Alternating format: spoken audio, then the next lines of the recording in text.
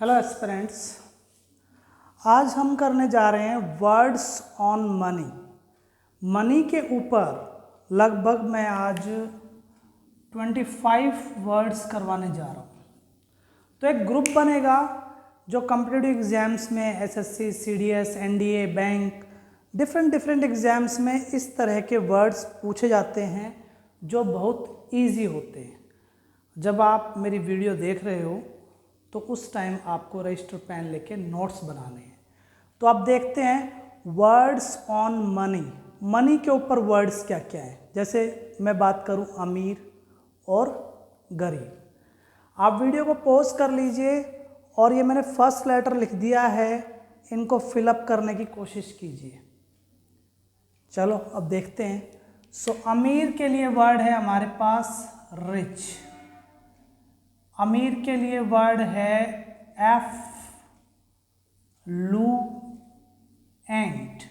Effluent. This is ऑप्यूलेंट।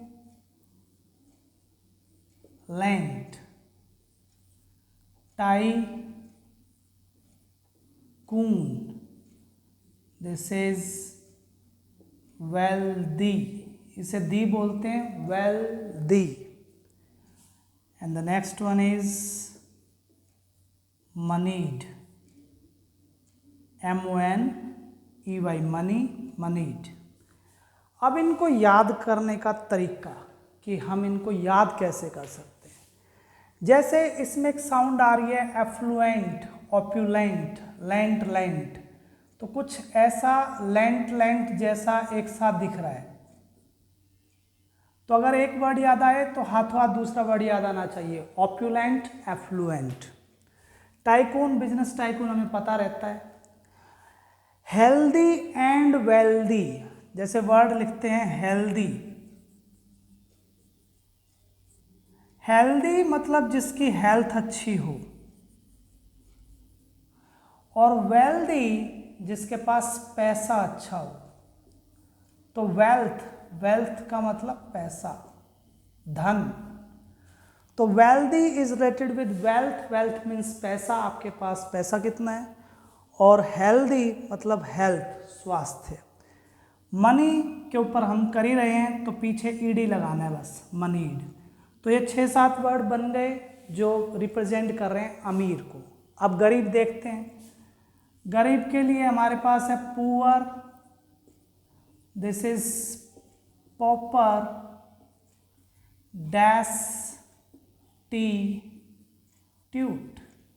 This is destitute. Next is indigent.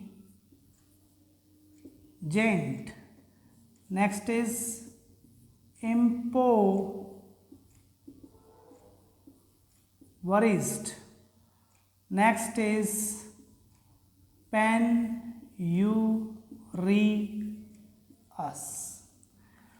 कुछ hints हैं हमारे पास इनको याद करने के। जैसे अगर मैं इस वर्ड को देखूं तो इसमें मुझे इंडिया नज़र आ रहा है। अब बाहर के जो लोग हैं, फॉरेनर्स, उनको ऐसा लगता है कि इंडिया गरीबों का देश है, उनको ऐसा लगता है। तो इंडिया इंडिजेंट, एक हिंट लग गया, बस दिमाग में एक स्टोरी रखी कि उनको ऐसा लगता है कि इंडिया गरीब है। तो इंडिजेंट, गरीब।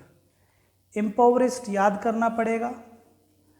Now the next is penurious. एक व्यक्ति जो पेन भी नहीं खरीद सकता, 5-10 रुपए का पेन भी नहीं खरीद सकता, तो गरीब ही हो गया, पेन्यूरियस। ब्रेकिंग अगर करते हैं तो यही वर्ड आपके स्पेलिंग्स में आते हैं, तो आप स्पेलिंग्स भी सही कर पाओगे। गरीब इज पुअर, पॉपर PAUPER, इसको बोलना है DESTITUTE, डेस्टिट्यूट।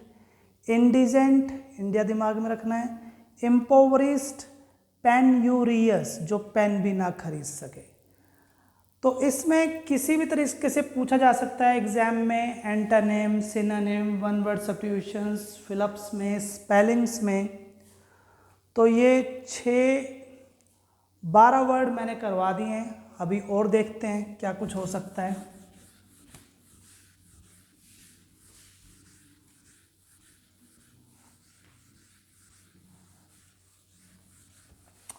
सो वर्ड्स हम कर रहे हैं मनी के ऊपर, और ऐसे वर्ड्स लेने हैं जो पेपर में आते ही आते हैं। जैसे मैं लिखूं कंजूस। कंजूस का मतलब क्या? माइजर। माइजर मीन्स कंजूस। Next is stingy, STINGY, stingy. Next is parsimonious,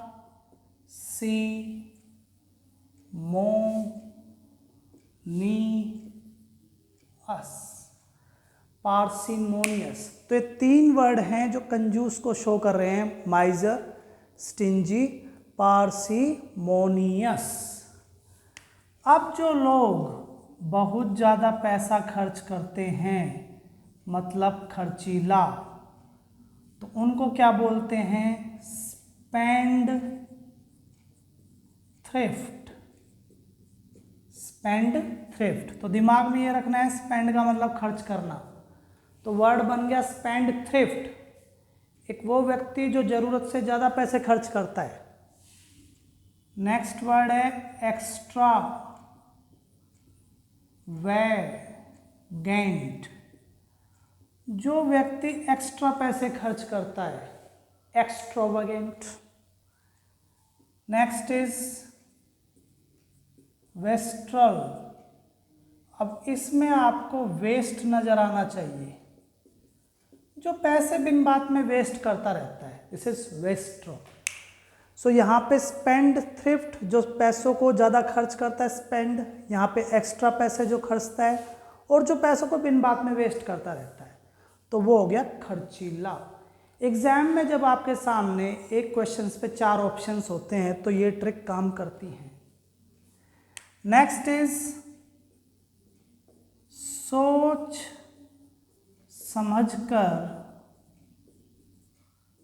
समझकर पैसे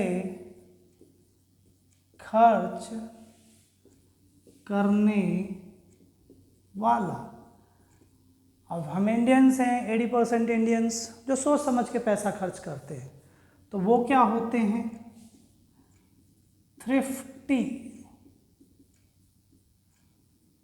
फ्रूगल।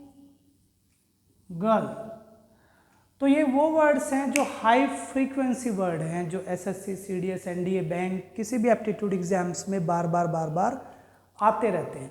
अगर आपको इन वर्ड्स का मतलब पता है, ये सेट पूरा बनाना है। कंजूस के लिए 3 वर्ड, खर्चीला के लिए 3 वर्ड, सोच समझकर पैसा खर्च करने वाले के लिए थ्रिफ्टी, फ्रूगल। अब 2 वर्ड और देखते हैं। जैसे मैंने वर्ड लिखा डेट, इसे डेप्ट नहीं बोलना, डेट। डेट का मतलब होता है कर्जा। एक वो व्यक्ति जो कर्जा चुकाने में असमर्थ है, a person who is unable to pay his or her debt। तो जो असमर्थ है उसे बोलते हैं इंसोल्वेंट। इंसोल्वेंट, जो पैसा, जो कर्जा नहीं चुका सकता। और ऐसे में इसका अपोजिट हो जाएगा जो पैसे, जो अपना कर्जा चुका सकता है, तो दिस इज सोल्वेंट। जो अपना कर्जा चुका सकता है सोल्वेंट, और जो अपना कर्जा नहीं चुका सकता इनसोल्वेंट। कर्जा मतलब डेट। अब जैसे एग्जाम में कैसे आता है कि आपको एंटोनिम बताना है माइजर का, और ऑप्शंस में ऐसा भी लिखा हो सकता है opposite is generous, GENEROUS, generous. तो जेनरस जिसकी जेब से पैसा निकल जाए।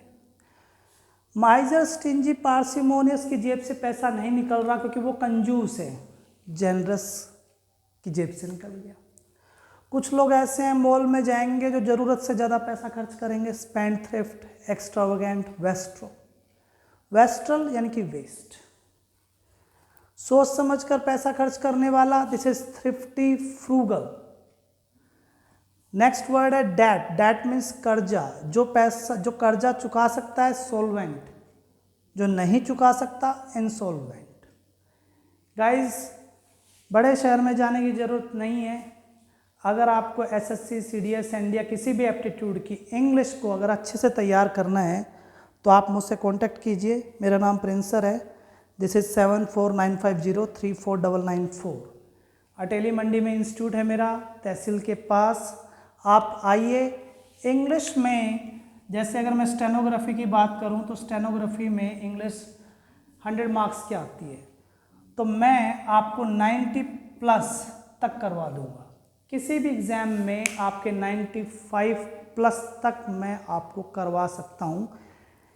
स्टूडेंट मुझे कहते हैं कि सर ये डिफ़िकल्ट लगती है वोकैबलरी, तो वोकैबलरी का सलूशन है मेरे पास। ये तो मैं अभी आपको बोर्ड पे पढ़ा रहा हूँ। जब मैं आपको अपनी कंप्यूटर स्क्रीन शेयर करता हूँ ऑनलाइन क्लास में या ऑफलाइन क्लास में यहीं पे ही, तो स्टूडेंट को और अच्छे समझ में आता है। तो आप देख लीजिए, इनका नोट्स बनाइए और प्रीवियस ईयर पेपर को सोल्व करने की कोशिश कीजिए। जय हिंद।